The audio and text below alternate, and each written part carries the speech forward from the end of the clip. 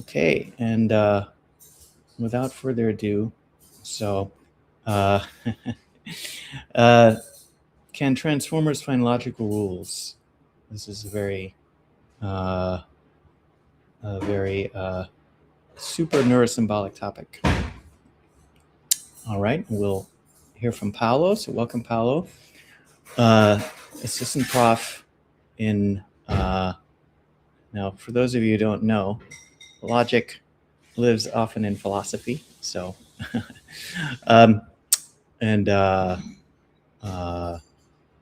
check out Paulo's work. We'll be able to send this out after the talk, so you can get these detailed links.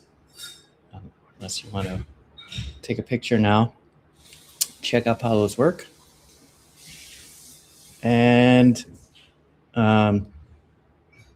as usual, you can ask questions in these places. Please do. We have a lot of time for that. And just a heads up about next week, we have a full lineup in the near future, and Diego will present next week. Okay, maybe with that, take it away, Paulo. Hi, everyone. How are you? Thank you, Alexander.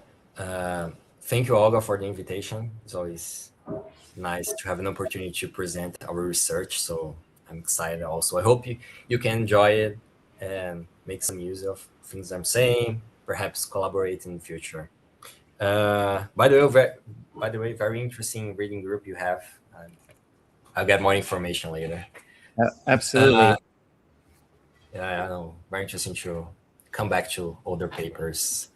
So when Olga read one of those papers, and I proposed to talk about a second paper that I think they were related and part of, at least in my head, of the same investigation. So I would like to show some of the conclusions that I got from these papers, the experiments, and the takeaways that I believe are there, and some of the ideas, the questions that remain, and the ideas I want to develop in the future. So, as you saw in my bio, I'm a philosopher. This is part 2. So, I want to bring some motivation from philosophy and also perhaps some disclaimer for possible mistakes that I make. So, the idea is to bring this motivation, then go to the 2 papers and explain what they are trying to do, what are the conclusions, and how they are related. So from the point of view of philosophy, we are always interested in formalizations that involve some kind of rule-based approach or procedure. When you're talking about science, ethics, and law, we tend to think that cognitive laws or cognitive activities, they appear to rely on some sort of explicit inferential rule, right? And transformers are the state of the art of NLP, you all know, so they can be used to a lot. Tasks like question answering, language modeling, but they are not trained on explicit laws. They don't use any kind of symbolic system. Instead, they learn to find the distribution over tokens based on the training data.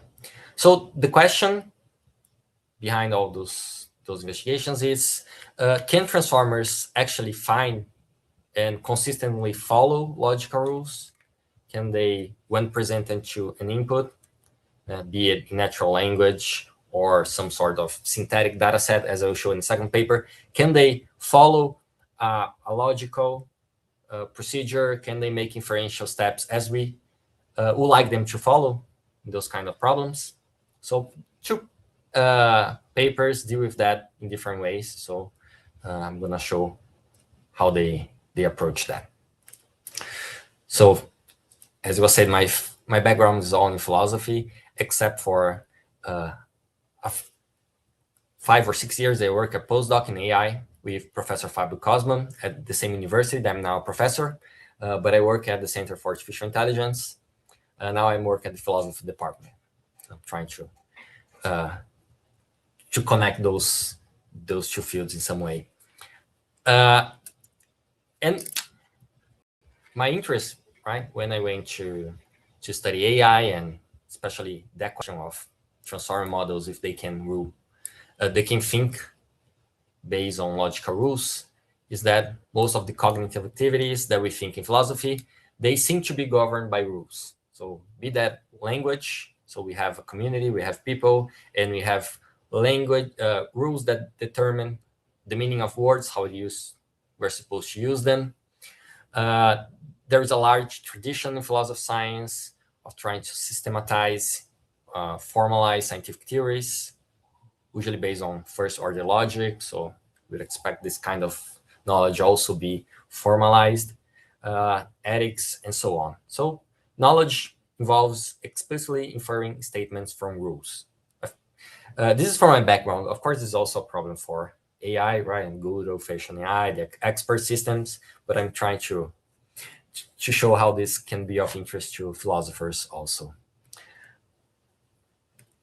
In those papers, I'm more precisely interested in a specific kind of reasoning, which I call logical reasoning.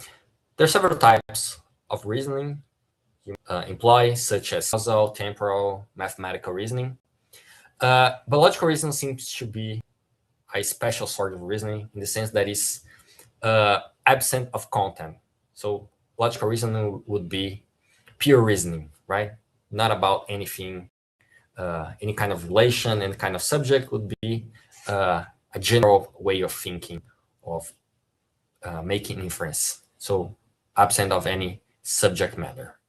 So that's of special interest because you like that systems, artificial intelligence systems could somehow think in a pure logical way. And within logical, we could divide in two ways: deductive and non-deductive reasoning. Deductive reasoning is when the conclusion necessarily follows from the premises, like as propositional calculus, predicate calculus, and non-deductive reasoning would be other forms of reasoning, sometimes are considered as part of logic, where you cannot prove that a conclusion necessarily follows from the premises or set of premise, but there's some plausibility from it, like induction, abduction. Those are complicated systems, and on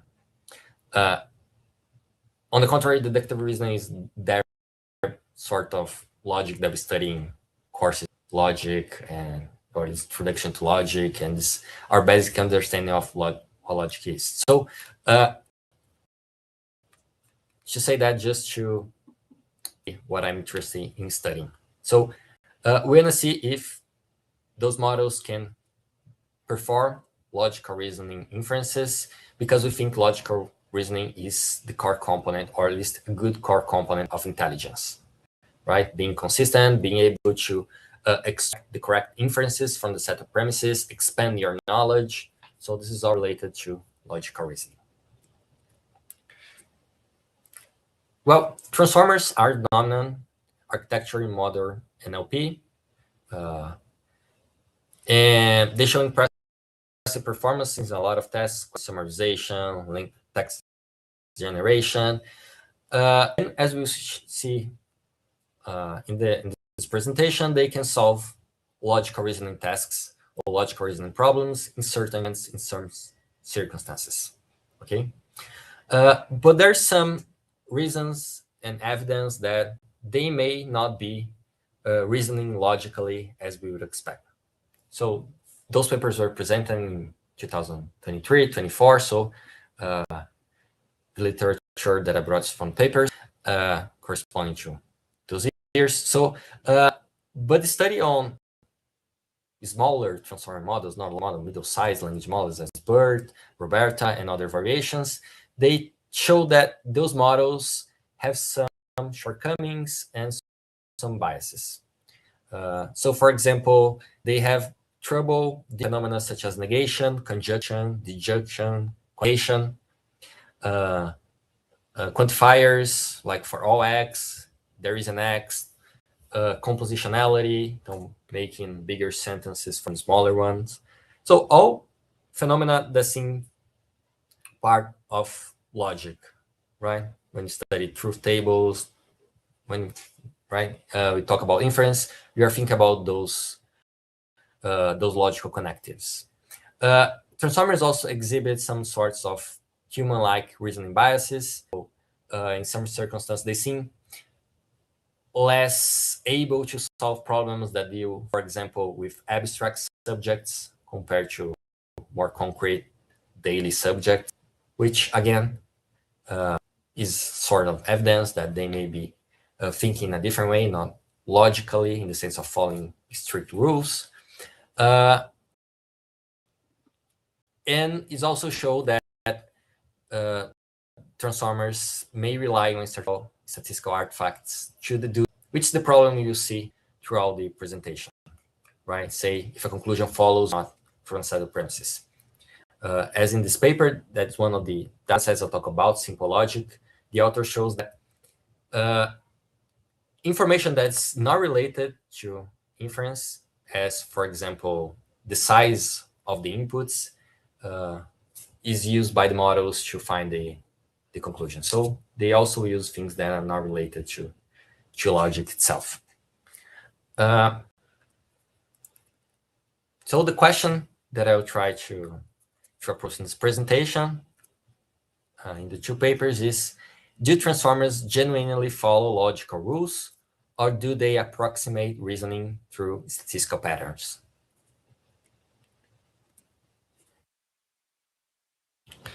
And those are the two papers that I'll try to talk about. Is the first is assessing logical reasoning capabilities of encoder-only transformer models that are presented. They were produced in 2024. They were published a little later, which I presented in the C, and the other I study of model exponents in transformer models that I presented in NEOS, the International Conference on Neuro-Symbolic Systems. So in the first paper, where I started my investigation, I was trying to understand if encoder-only models can perform reasoning. Just an observation, right?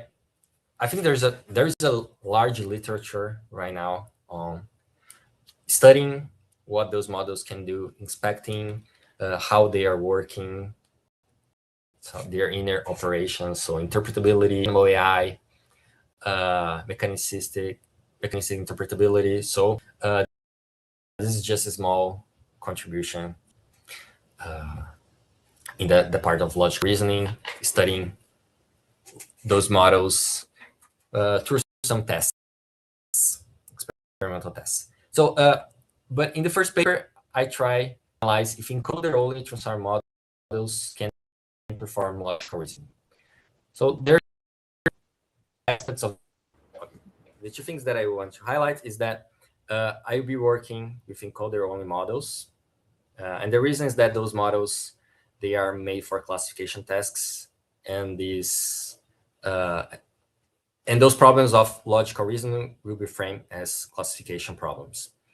And in this paper, I'll be working with natural language data sets. So premises and conclusions are written as natural language texts. Okay. So in this first paper, I wanted to answer three main questions. So the first was, and the more general one, can encoder-only transformer models perform logical reasoning tasks?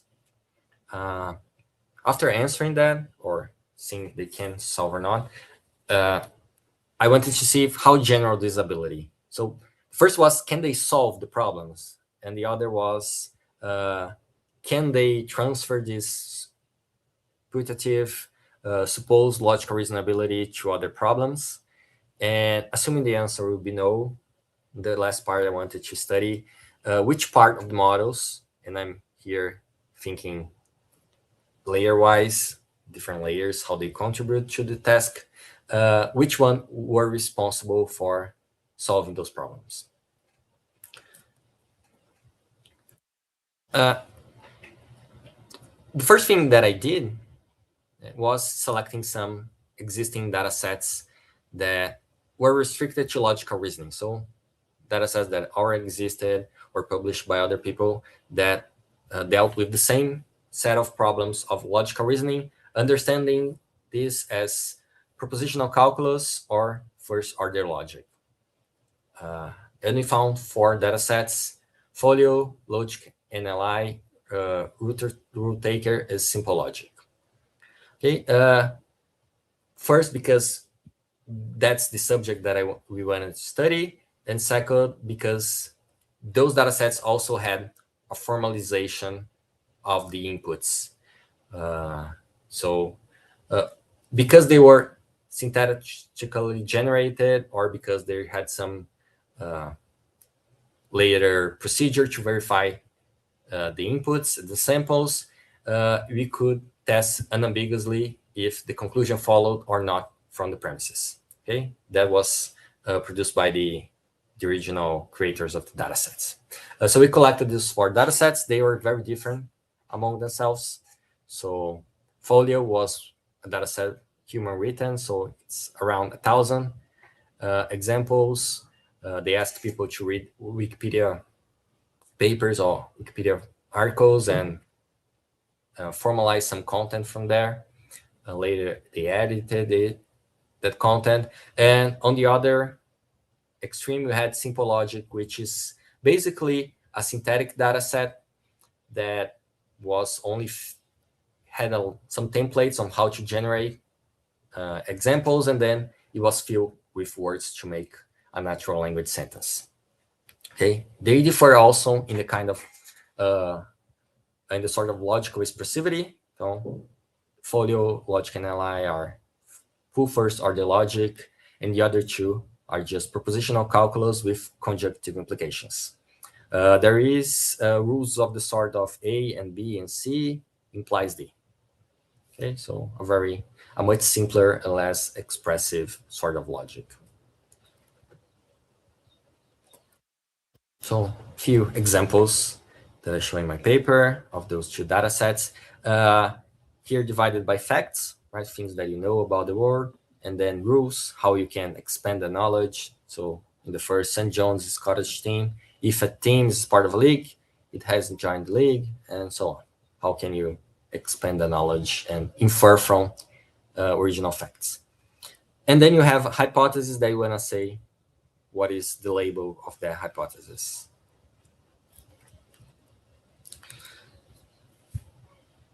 So all those data sets, they have very similar structures in the sense of having facts, rules, and declarative sentences as conclusions.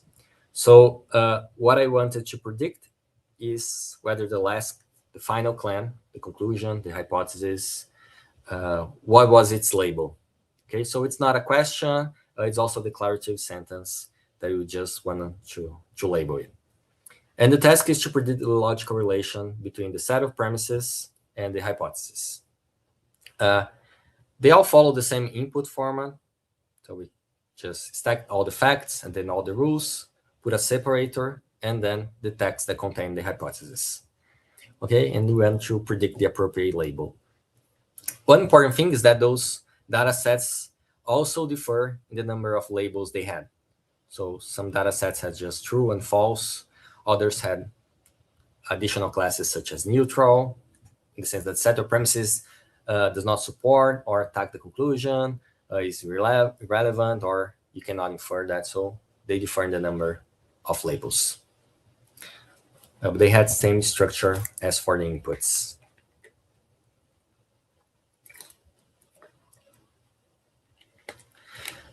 So the first task was just to review some of the things that had been made, expand in a more exhaustive testing. So all those papers already contain experiments with those data sets. We want to conduct a more thorough experiment, testing different models, seeing if there was a model or some encoder-only architecture based on transformer models that could solve better those data sets, all of them, how good they were in that task. So we collect gather all the models that were available at the time or could find at the time. So Bert, the Stilbert, Roberta, Langfarmer, the Berta, so on, in different versions. And for all those models, we fine-tuned them in the different data sets and checked how good they were in solving those problems.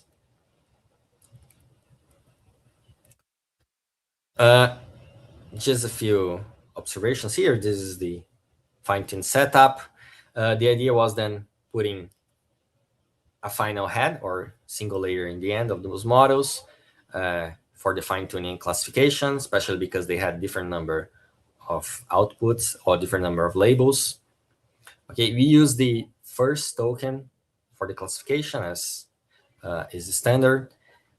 And for the evaluation, we use early stopping, use validation loss for selection, and reported metric on the test set, except for folio that we didn't have test set available. And those were the results that we got. We test with different learning rates or different optimizers, but those are the best results for each kind of model, in each of the data sets. And this is all the grid of combinations that we got. So in blue, we showed the best model for each data set. In red, the worst model. And in the bold phase, we'll explain later why we chose Roberto for the next experiment. But as you can see, right, models could solve almost perfectly some of the data sets. So RuleTaker, half of the models, if not almost all of the models, could solve the problems in the test set perfectly well. They were very good in simple logic and logic NLI. And we believe they could be even better. I mean, as we were testing a lot of models and a lot of data sets, we use a loop structure. So perhaps it's more in a more careful attempt to solve those data sets and those problems, we could achieve even better results. Just folio, which the models couldn't solve that well. And the reason is especially because folio is a much smaller data set. It has only, but generally our conclusion was that those models, encoder-only models, they could classify hypotheses with reasonable success, right? They could solve those logical problems. Some cases perfectly, as in RuleTaker, others less well, but generally they were very good as problem solvers. So the second question that we wanted to address was, how general was that logical or supposed logical ability, right? They solve logical problems, but were they actually reasoning according to logical rules, right? So to evaluate that, we create a second experiment that we call cross-probing, where we probed those models that were fine-tuning one data set and tested whether they could help to solve problems in another data set. Because we were assuming, although they were different constructed, some were more synthetic, more human written, they were supposed to deal with the same kind of problems. They could sample from the same distribution, which were logical problems. And under this, we had three smaller questions, which was, those models were able to solve those problems when fine-tuned, but did they have this ability to solve problems since pre-training from the base model? They acquired that in the fine-tuning process, and if they could use that to solve problems in a different data set. So for that, we use a probing technique. So the idea was removing the previous head that was trained in fine-tune process, put a new head, untrain, and freeze the model and train only this new head.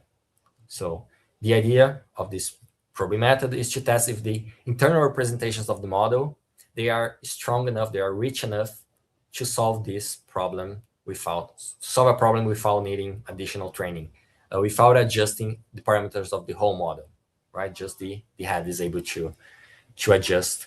And so there's a restricted space for adjustment. We did this for pre-training fine-tuned models that we got for a pre-training model also, and see how they perform in each of the data sets. For that, we chose a single model to test because there are many options. We saw that train more than 20 models in the first experiment that would grow exponentially. So we chose Roberta model that exhibited a good consistency in performance across data sets. And all our experiments were conducted with Roberta in the second experiment, the second stage. So just to illustrate again what the probing experiment means, right? We get the premises and hypothesis. We get a frozen transformer, could be the pre-trained base model, could be the models that we fine-tune in the first experiment. Remove the head, put a new head, and then train again only this head to see if the internal representations that were stored there could help to solve these problems. The problems are the same data sets, but you could see that what you learned in the first experiment could be used in a new setting. We tested with a probe that was a single linear transformation. We tested also with a more complex classifier head, which had 3 layers, but in the end, they exhibited the same accuracy. So in sum, the matter was we got the pre-trained Roberta and also the best fine-tuned Roberta models for each data set that we had from the previous stage. Remove the classification head, attach a new one, freeze the transforming body, train only this new head, and test in all data sets, okay, including the data set it was originally trained on. That was part of sanity check to see if your experiment was working. The training policies were the same as in fine-tuning, and here we report for the 1-layer transformation. And the table shows the results that we got for this cross-probing experiment.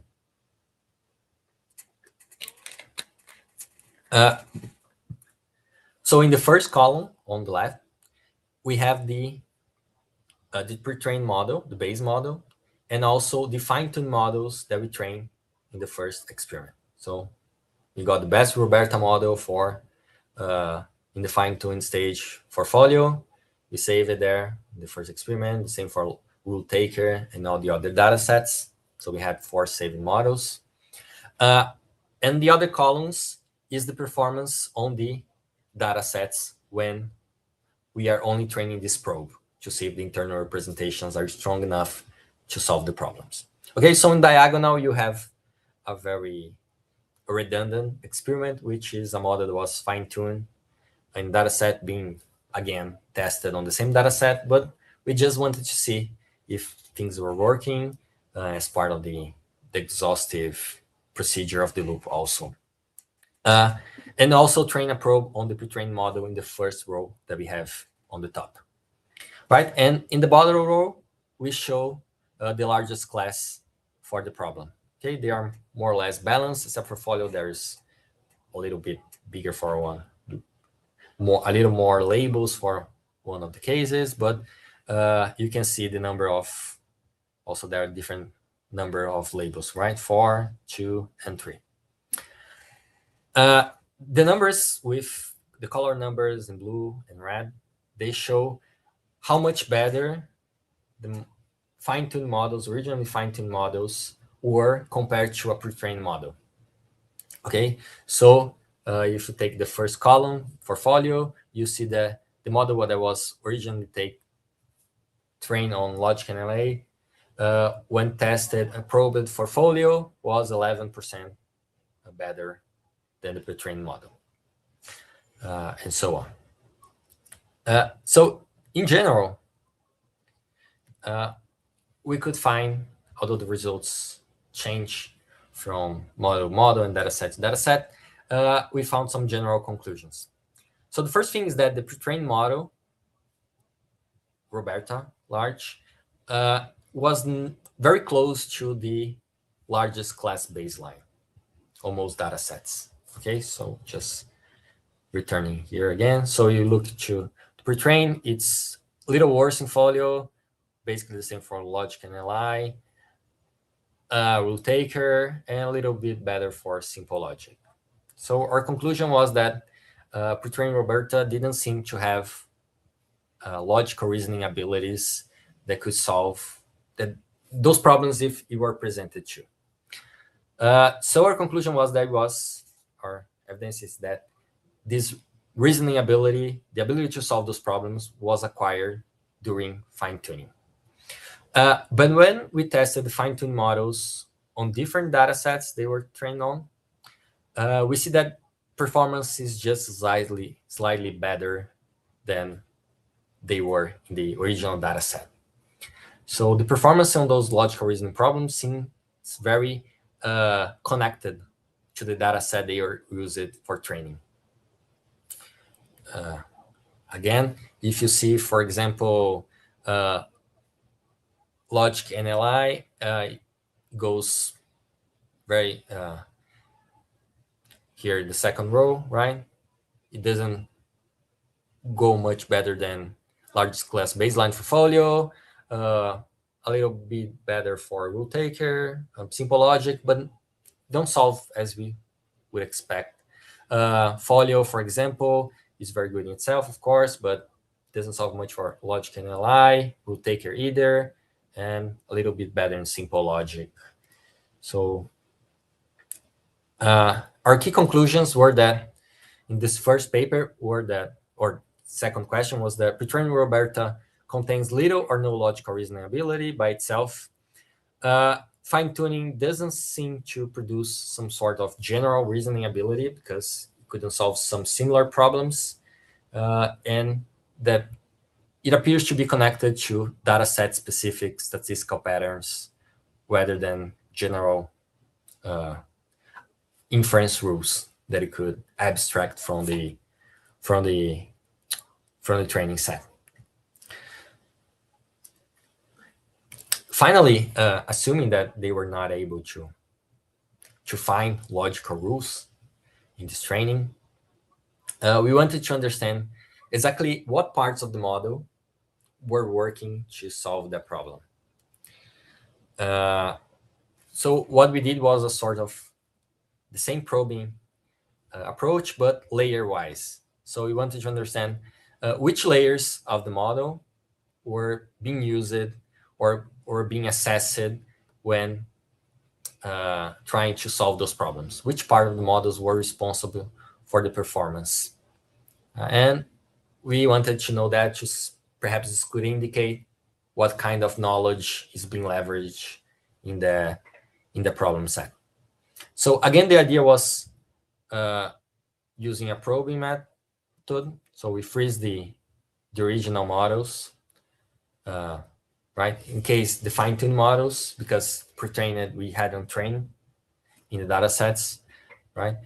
So we got the 4 fine-tuned models with Roberta. We removed the original head, put a new head on it, on top of it, which is the probe. Use the first token for classification.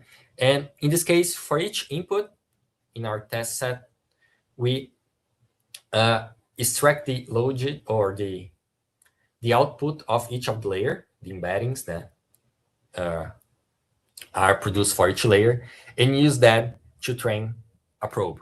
So instead of the other layers, we just remove the other layers architecturally and put a probe there and try to predict the output of each data set with those with each specific layer.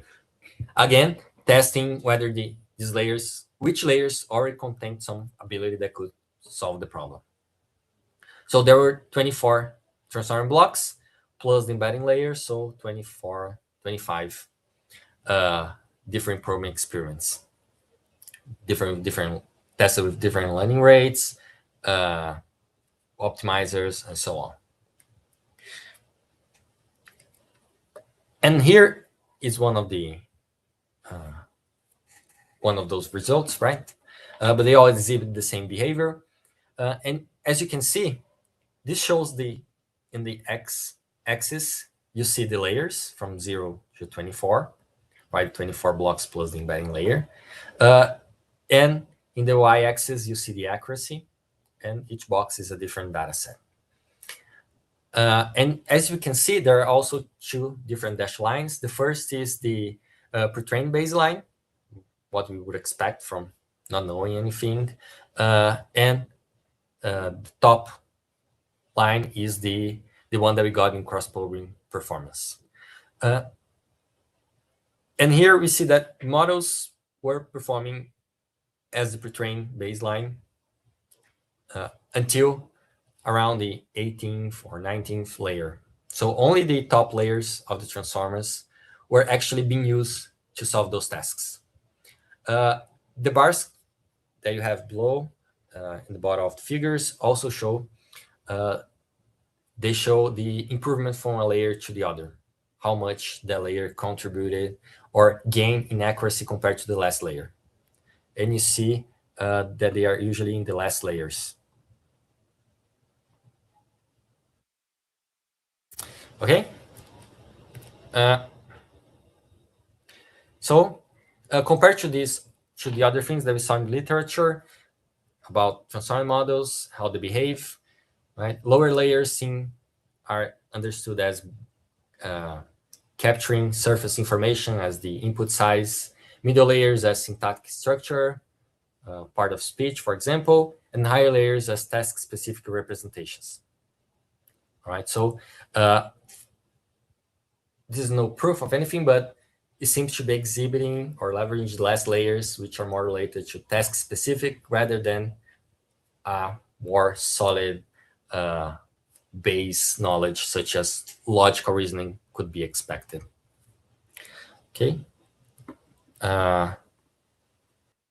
So those are the conclusions that we saw in the first paper, that transformers seem unable to use or didn't acquire a general logical reasoning ability. But there are some difficulties in this study. Okay, so some limitations that we saw when doing those experiments, that those data sets that they were built presented some challenges. The first is that often there are multiple logical paths. Given a set of premises, there could be different ways of achieving the conclusion.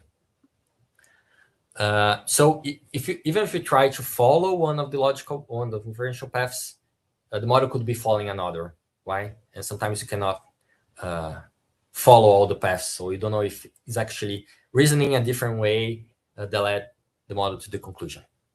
Also, there are many natural language cues in the data set because they use natural language.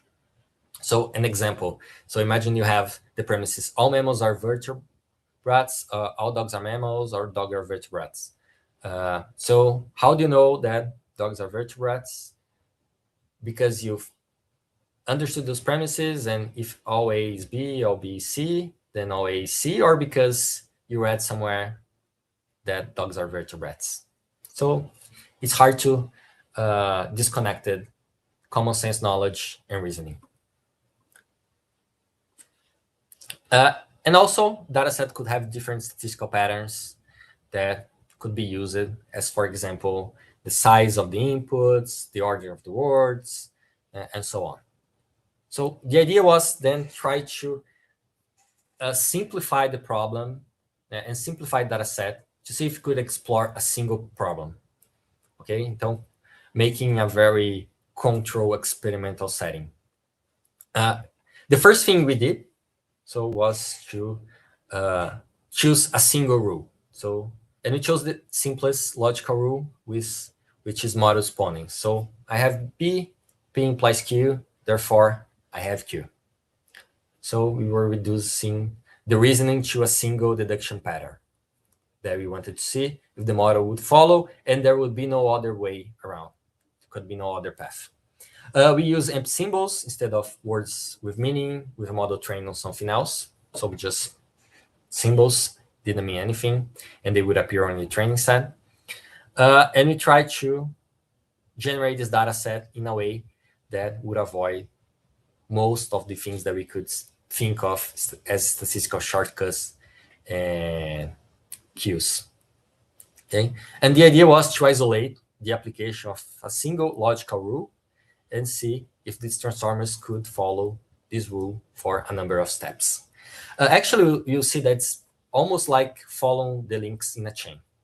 It's very simple. It's something that a child could do if she understood the problem, if you explain the problem to her, just following the links of a rule, see if the rules are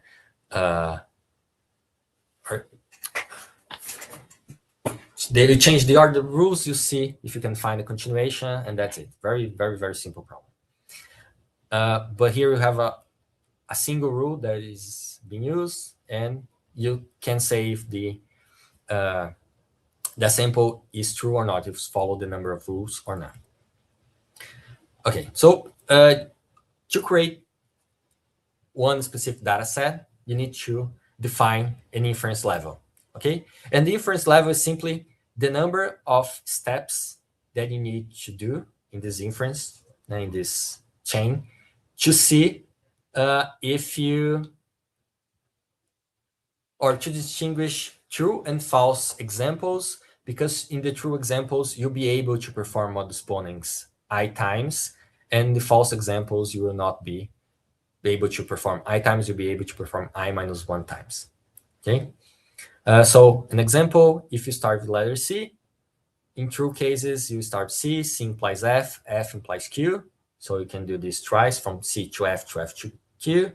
And in the second, it's to C, you start with C, and C you go to F, but there's nothing more you can go, nor else you can go. The chain ends in F, okay?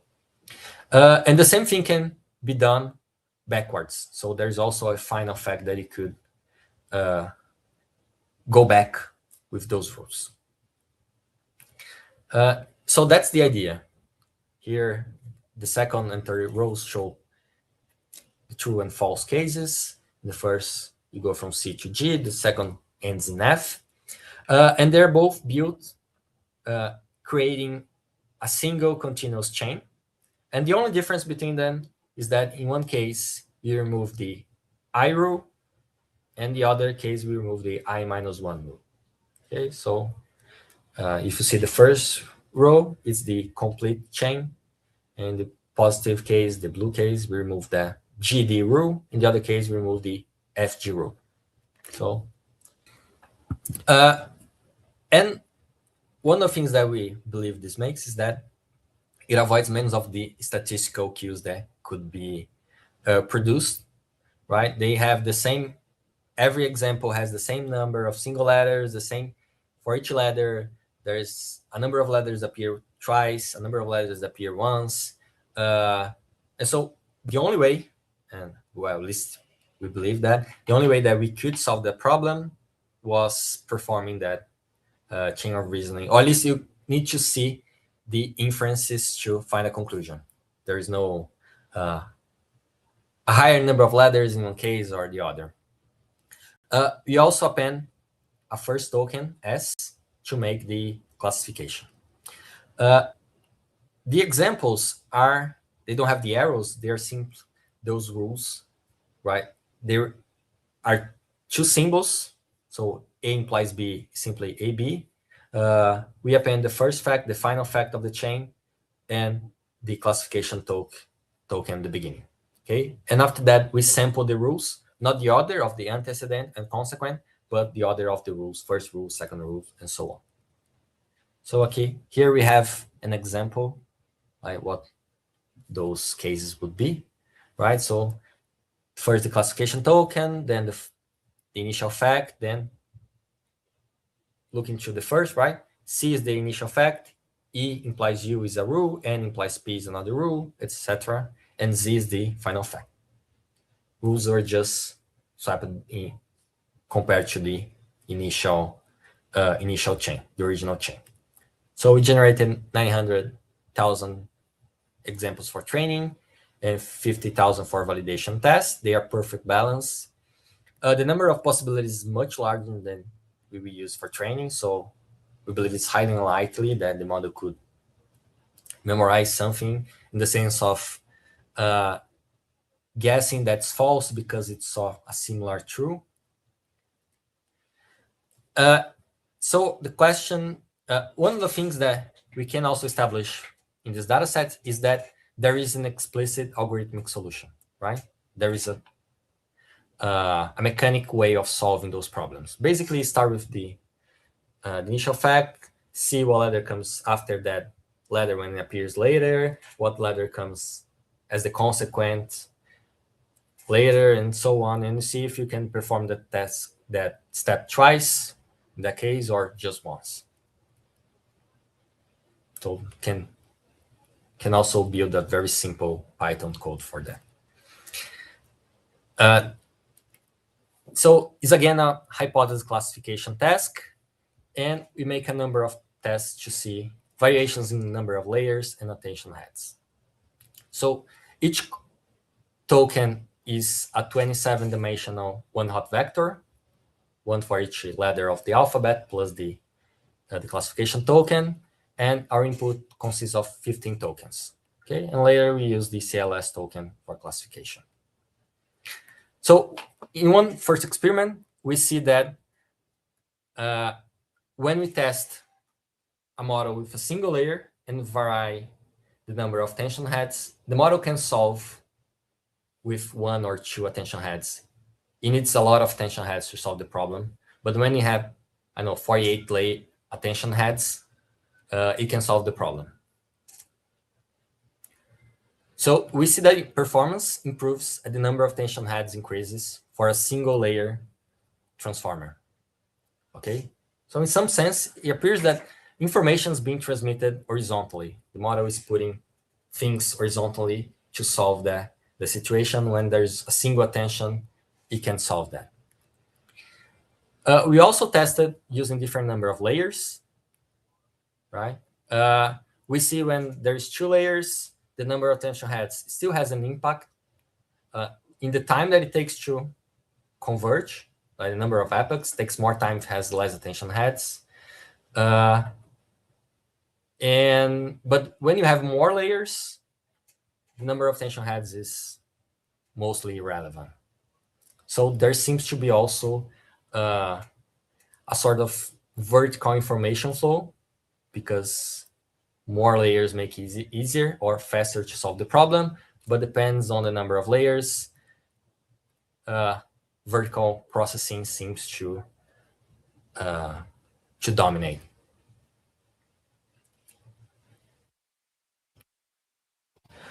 Again, we achieved a similar result that transformer models can successfully solve easy logical problems. Right, single layers, more layers. In this single easy problems, I mean those two-level inference problem. C implies, or A implies B implies C. I need to make 2 steps to see if I'm able actually to make these 2 steps, or if it fails in the way. Okay. But then we ask 2 other things.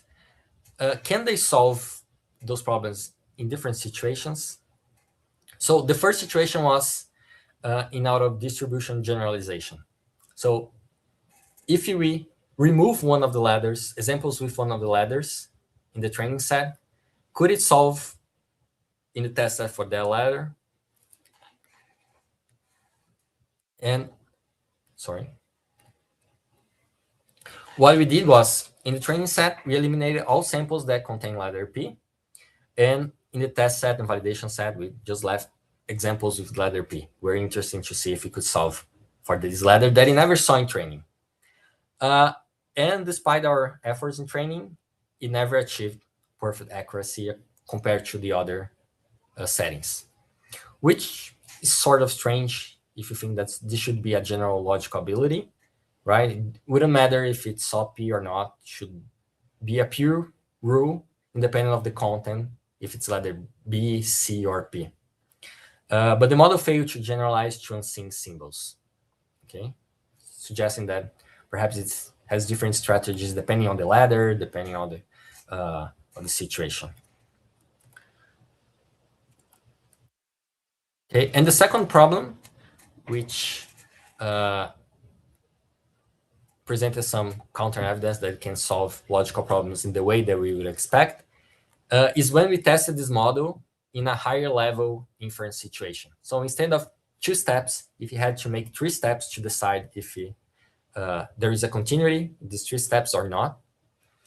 And regardless of the efforts that we made to solve this, we were not able to achieve perfect accuracy or good accuracy in the validation test set. Okay, the models reached a near perfect training accuracy, but they still fail to generalize to the validation set. They could memorize the training set despite having almost 1 million examples, but they could not solve the validation set.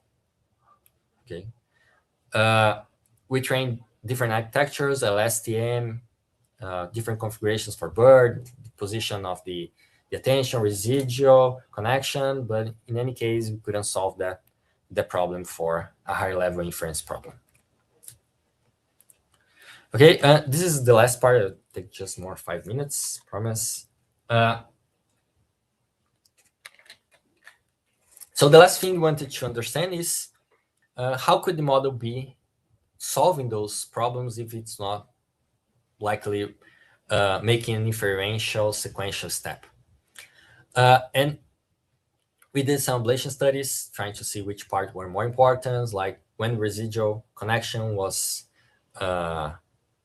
involved in solution of the problems, when it was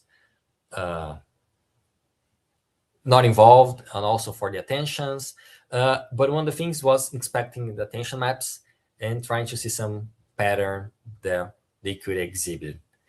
And one of the hypotheses that we saw is that instead of making this sequentially, model seems to be like trying to find a lot of rules and then perhaps in the same layer as in a single layer model, and making some kind of aggregations, like seeing the initial fact, one layer that involves initial fact, another rule that triggers another attention, and in this way, it produces an output. It's not a one-to-one map. I mean, there are many possible rules, right? 27 or 26 times 26 rules. So heads are probably overlapping patterns, trying to find multiple rules. And of course, it's complicated, and attention heads are not that reliable. But in some cases, it seems that they were following something similar to a sequential pattern, a logical inference. If you look one of those examples, let's see in the right side. So you see that it starts with Z is the initial fact, and then you see that Z implies S, and S implies Y, and this is the rule that we see in the first layer, right? Is the first rule, and then it goes back to find. So this is S implies Y, and we see that it finds the consequent of the antecedent rule, and then it finds the initial fact in the third layer. So we find the rule that is the front rule, and then goes back to the previous parts. So it seems sometimes sequential, but at the same time, you can do a similar thing in a single layer transformer, and it doesn't solve for higher level problems. That's what we found. And we try to systematize some of the solutions that the model seems to be finding. So in this example, it always starts in this model that we trained, always starts with the rule in position 7 and 8. Doesn't matter if it's relevant or not for getting an answer. It starts with the rule, and then depending on what it finds, it goes for different directions. Okay, so here we show the forwards and the relevant in the chain, the backwards, and we see that sometimes when it gets the last rule in the forward path, in the forward direction, and then tries to find the consequent of what would be the first rule, and then in the third layer, it finds the initial fact, and so on. So it seems to find local connections, some parts of those rules, and in single layer transformers, all at the same time, the same layer. And this attention may be distributed in the same layer or layer-wise. Sorry. Now what we're trying to do is we have the impression, or I believe that it's possible to make a parameterization of those models that show that they could, in theory, solve those problems. Okay, we could find a parameterization of transformer model that show that they could solve those problems. We are working in that proof. But in very sketchy way, you could think that each token has one root vector, and if you had in a matrix that showed the combinations, the rules, A implies B or not, is 0 when A does not imply B, and 1 otherwise. If you apply this matrix repeatedly over the initial token, you could find the answer in the end. If after I steps, you end up with a 1 hot vector or with a 0 vector. So you want to explain this in terms of transformer components, attention, query, and value. So to conclude, questions that we haven't solved in this investigation. So we show that it's not clear that they are following logical rules sometimes, or usually appears that they are not following, they're using different strategies. Even this simple setting that we thought it would be easier to find an answer. But we still haven't found out why they cannot solve on higher level inference, if it's true that they could in theory find a solution. Why can they employ in different setting? Why can they generalize that? And why they couldn't find this parameterization? Okay, so those are the questions that we want to investigate in the future. And perhaps you also have some ideas on how we can approach that. I'm sorry, I forgot to put the last slide. I would like to thank Fabio, Marcos, and the other Paulo, my co-workers in those papers, help me writing those works. Thank you. All right. Let's see about questions. I have some questions, Paulo, but let's take questions from the audience first. Yes. Thank you very much, Paulo, for your presentation. So we have a couple of questions from the audience. First question, probably it's about your first paper.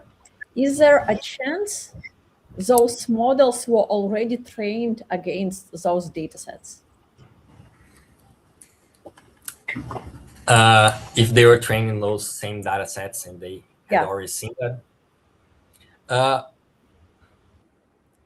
it's hard to say. So, sorry, come back here on the data sets. So I think certainly some of the models didn't see because they were released earlier than some models. We couldn't say for rule taker. Simple logic problem, the answer is not, because we generated following the procedure described in the paper. So we generate new samples. But yeah, I think this is a thing that we can state for sure, because we don't know what exactly was the training set that they use, but at least for BERT and Roberto, they use mostly Wikipedia and other publicly text bases that probably did not contain, but some of them may have already learned some of it. And perhaps this is what explained that, I don't know, I'm guessing now and thinking out loud. Perhaps pre-trained model was better in, or some of the models could be better in some of the data sets. But I don't know exactly how we could verify that. Thank you. Another question is, have you looked at tiny recursive models paper? I'm not sure if you heard about this, but they probably relate to some particular paper. Tiny recursive models paper? Sorry, I didn't hear. Oh, sorry. Okay. The question is, have you looked at tiny recursive models paper? No, I haven't.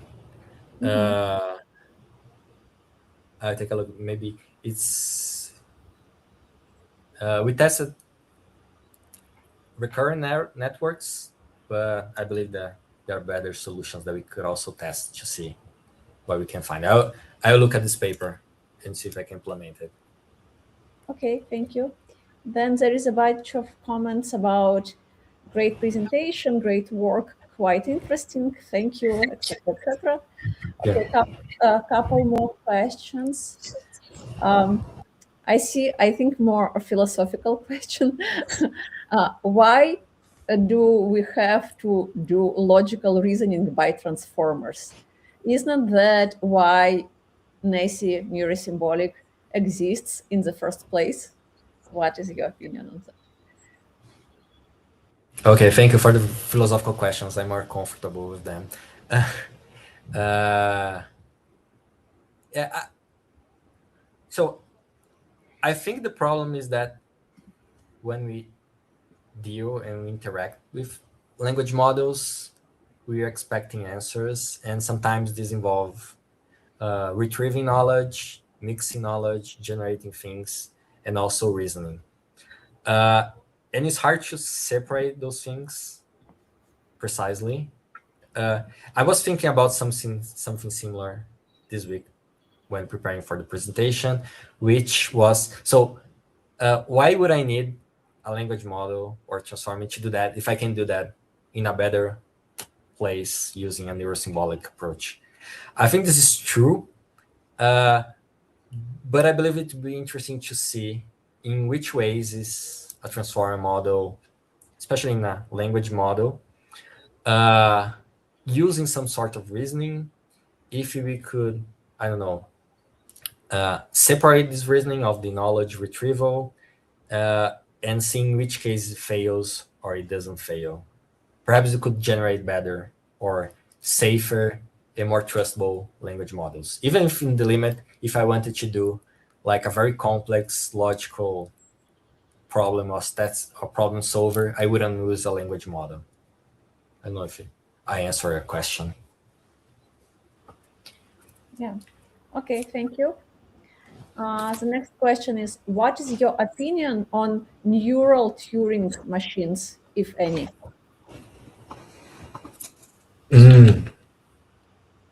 I don't have, sorry. I wouldn't dare to talk about that. It's I don't know much about it. So Yeah. But Okay. again, I'll use this as a to try to find more about it. Thank you. The next question is, what is the size of the data sets in your first work? For example, how many statements and the average number of variables in one statement?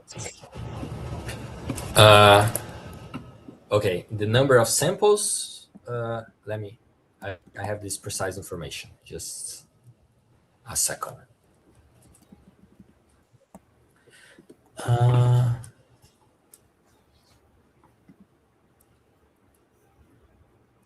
Let me get here, it's in the original paper.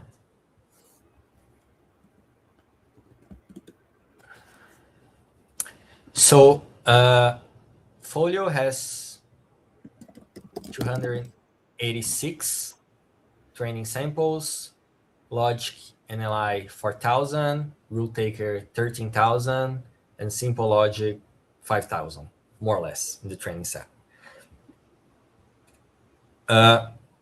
For the size of the examples, Folio has 5.23 premises per example, Logic NLI 24, Rule Taker 16, and Simple Logic 60. And the average number of words per example is 64 for Folio, 211 for Logic NLI, 100 for Rule Taker, and 467 for Simple Logic. So one of the reasons that the models may have underperformed in some of the cases is that in those encoder-only models, as BERT and Roberta, they have a restricted number of tokens that can receive in the input. And especially simple logic tends to be bigger. So sometimes this may be responsible for, they are not receiving the whole input to make the inference. this is a problem with those models. But in some other models, they can receive the full input. But this is specific to simple logic.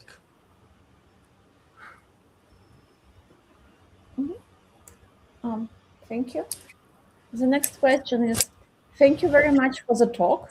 I'm having trouble attributing the term reasoning to the process which transformers operate on. Could you please provide a philosophical definition of reasoning and how it applies to transformer models?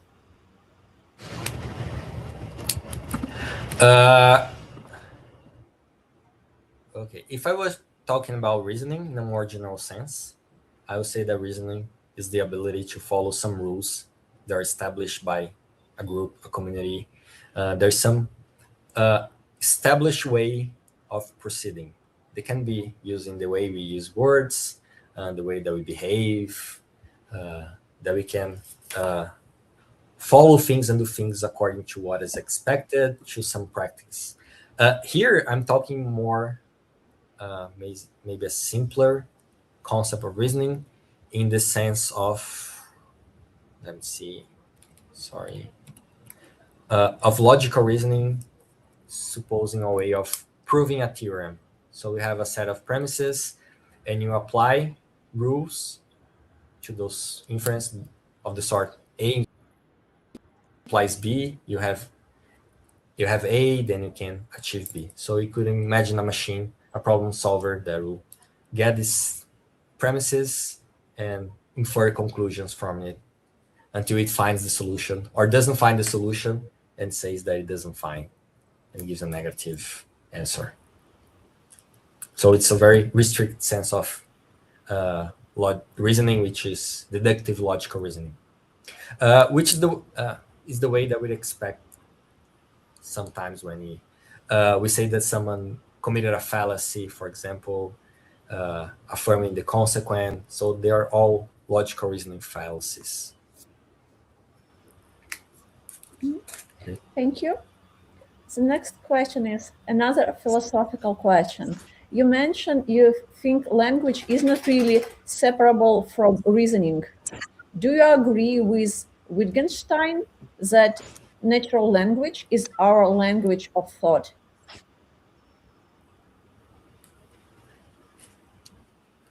So there's a very philosophical question. Yeah, I think in general, it's hard to separate reasoning and language, right? So going through Wittgenstein, knowing what a word means is knowing what you can do with that, and knowing what kind of inference you can do with that word in the sentence. So knowing what a dog is knowing that a dog is an animal can have as a pet, it's a mammal. So it allows some sorts of inference. So knowing a word involves already being able to reason in some level. That's where I will go. So that's why I try to think in a more specific sort of reason where I think we could, in theory, distinguish both things, because we're not talking about words, we're talking about empty symbols and the application of rules in those symbols. But I think understanding reasoning in language models is problematic exactly because of that. It's hard to, perhaps it's impossible to separate both things in practice.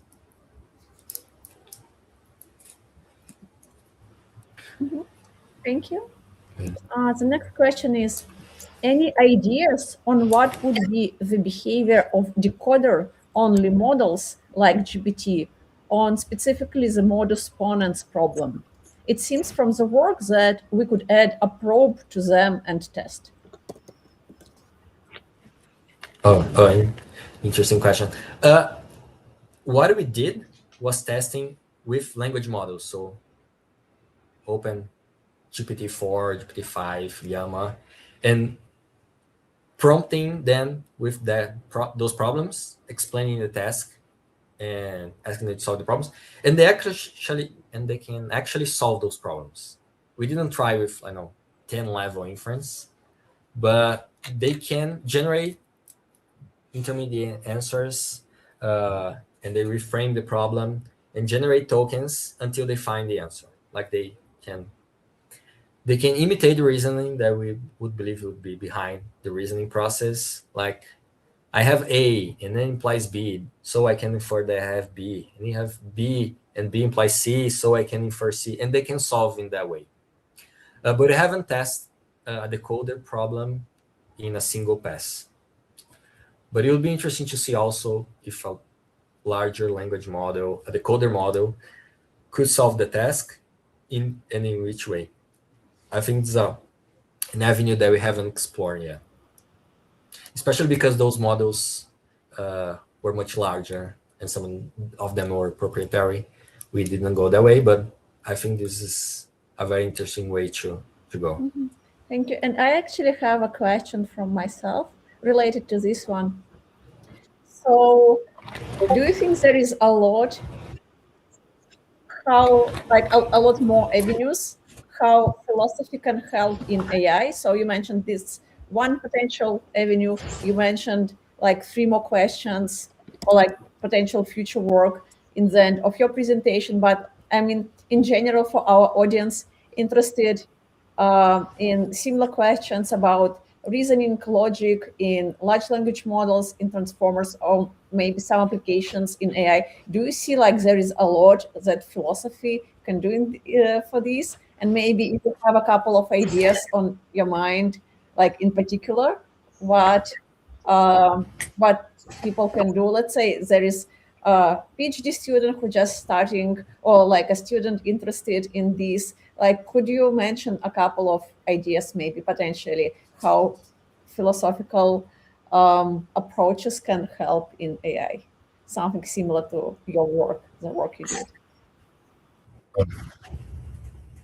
Interesting question too. I have some ideas on how philosophy could contribute to those investigations. So one of the topics that interests me a lot is what are we expecting from those models in terms that what will make us feel satisfied to say that those models actually can reason or cannot reasoning or they are doing what I expect. For example, what sort of explanation would be a good explanation?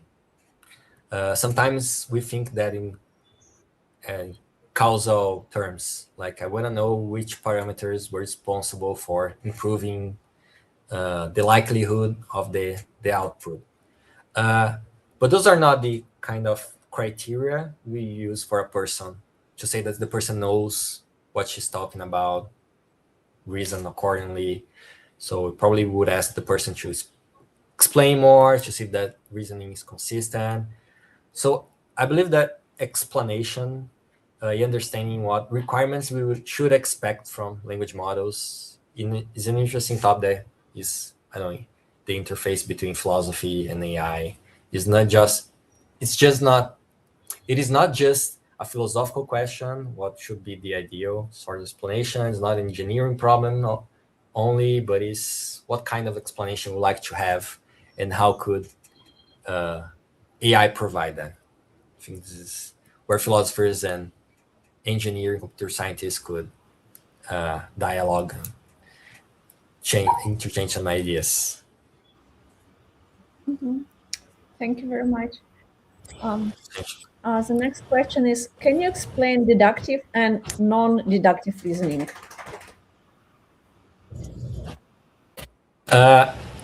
So deductive reasoning is the sort of reasoning that the standards concept of logic, I don't know if that's a good expression, but is when you can say that a conclusion necessarily follows from the premise. So the famous example in philosophy is Socrates is mortal, all men are mortal. Sorry, I'm trying to translate.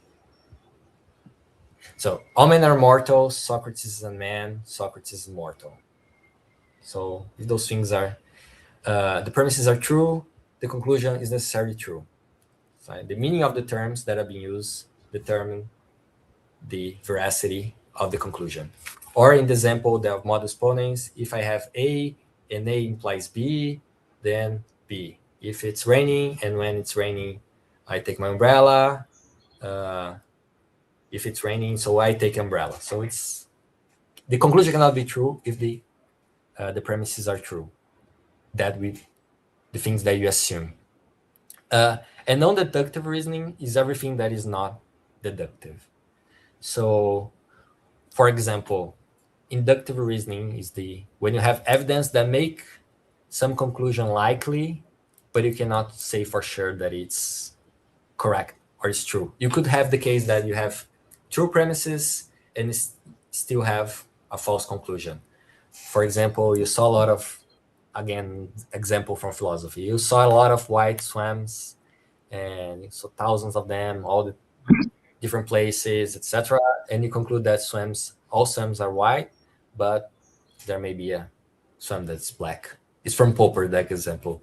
So it's not a valid sort of deduction. So you could have true premises and still a false conclusion. Just make it likely, but not certain. And abduction is another example, is finding the best explanation for the evidence that you have. It's the best explanation, but could be false if you find if you discover something else. Thank you. All right. Since we just have a few minutes left, I'll just make a few comments and ask a last question. So just first want to say, I think, as you said, Paulo, many people are interested in this kind of a question. Can these large language models reason? And I think you provide a really nice contribution to that, by the way, because isolating inference rules, does it really use inference rules? Modus ponens being the classic, the big one. Kind of, I think that's really important. And, if it's not doing that, what is it doing? And if it's sort of doing it, where is it in the network? I think people want to know these things just for the person who asked this. I think partly because even, for example, that a big battleground right now for all the LLMs is so-called reasoning models. So they are kind of claiming to do reasoning in effect. So is it true or not? And what's it reasoning, I think is, very fair. And it's a bit of a mystery also, I would say, even though it might be easy to conclude it's not doing reasoning, there's some interesting things that might make you question whether it really is doing reasoning, because not just empirically, but even representationally, like in one of our papers, we sort of reminded, you could say, or what we're doing is reminding readers of the mapping between, there is an underlying mapping in principle between common neural net models and logics, in the sense of Lukasiewicz, right? That there's a mapping between the common activation functions and common fuzzy logics. So in principle, it has to do with really this thing you're highlighting, which is representationally, it is there. Actually, we sort of showed that, and other people sort of have hinted at that in papers. The neural representation, particularly with certain activation functions, can in principle support logic. So it's just, is it, but it's more flexible than that. Is it actually using a subset of that representation to do logic? And I think what one intuition is that, a transformer at least can, maybe because it's an explicit set of, layers, deep set of layers, sort of mimicking reasoning paths, and by just unrolled reasoning paths is one intuition many people have. But then there's RNNs, and RNN in principle could be applying a recursive inference rule, right? So you mentioned that you had studied RNNs too. So that's kind of my question, is your comment on that. Because that's to me the remaining hope. If there is hope that maybe it could do application of an inference rule. Oh, thank you for the question. So I will be very honest. I try with LSTMs, different architectures, number of layers, and I couldn't use them to solve the higher level problem when you need to do 3 inference steps, as well as for the transformers. I couldn't solve with any of them. And I don't know why exactly. I would expect them to be able to solve, especially because of the recurrent architecture. They could be. They were my hope that they could somehow solve the problem. I'm not sure why. If there is a different way. So one of the things that happened, I didn't talk in the presentation, but it was very common that when training in the second paper, when trying to solve the synthetic data set, that those models went through grokking, right? They memorized the training set, and after some time where they were guessing by chance in the validation, they learned to solve the task from one epoch to the other. It went from 50% accuracy to 100%. And perhaps one of the reasons that I should leave those models trained for more epochs, but how many? I tried a few thousands, it didn't work. So I still want to conduct more tests to see if transformers, change the configuration, the training policies, and recurrent networks could somehow solve the tasks. I'm not convinced that they are not able to solve more complicated problems in any situation. And the other investigation I would like to make is the one that you mentioned, to see if you can find some subset of the network, some circuit that is being used to solve the task. First, see if you can formally show that this is exactly how a transformer could do that. Maybe recreate a transformer that could solve that with the same architecture, and then try to see if you can find this in a specific transformer. Yeah, and I think one interesting thing you showed is that through aggregations you can sort of mimic chaining, right? And if pieces of the network are really, you could say, remembering different pieces of the reasoning chain, then the kind of aggregation that happens in a gate, you know, uh, one neural activation. It's kind of like an AND. It's more like an M of N type thing, but it sort of can act as an AND. Well, in the sense of the chain. So I think that to me is a good insight for what's actually happening. Which of course is really not application of an inference rule. So, okay, I have another question for you, but we're out of time. But it's actually out of scope technically because it's about your other work on the writings of Thomas Kuhn.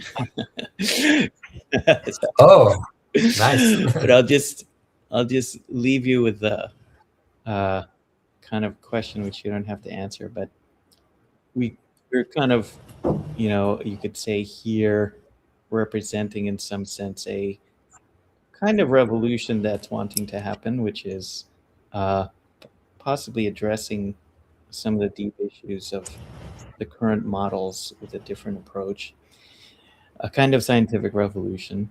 And so I'll see. Give a one line answer. Mhm. What from Kuhn's ideas there are you kind of seeing either happening or needing to happen in that kind of a revolution? So, what Kuhn would say, in which sense is a scientific revolution, Daddy? So I think it would be in the future a great example of scientific revolution, and we are in the middle of it. So I started working with AI, I don't know, 10 years ago, perhaps 8, 9 years. And when I look back, I see how different was doing research in the field compared to what we are doing now, and what AI can do now. So it's a very fast change that we see in all aspects, theories, in the models, in the approach, in the kind of research you do, how you implement those models. As for Thomas Kuhn, I think that would be a great example, but I'm not sure he would like to use that. Because it's not clear that he has a paradigm, as it's easier to find in physics and chemistry. So I'm not sure if there is a theoretical body of knowledge, some theory that is widespread, or I don't know. It's something that I need to try to systematize and think better. All right, we'll have a longer conversation about that perhaps Sure. another time. I'm very curious. All right, well, thank you so much, Paulo. And Thank you for if you have time, jump on Discord. Maybe those couple of questions about tiny recursive models and neural Turing machines. You can see those, and whenever you have a look at those papers, maybe jump on and see if you have a reaction to those papers on Discord. And otherwise, yes, hope to chat with you sometime in the Sure. future. A lot of interesting stuff you're doing. All right. Well, thanks everyone for joining. Thanks, Paulo, again. Thank you for the invitation.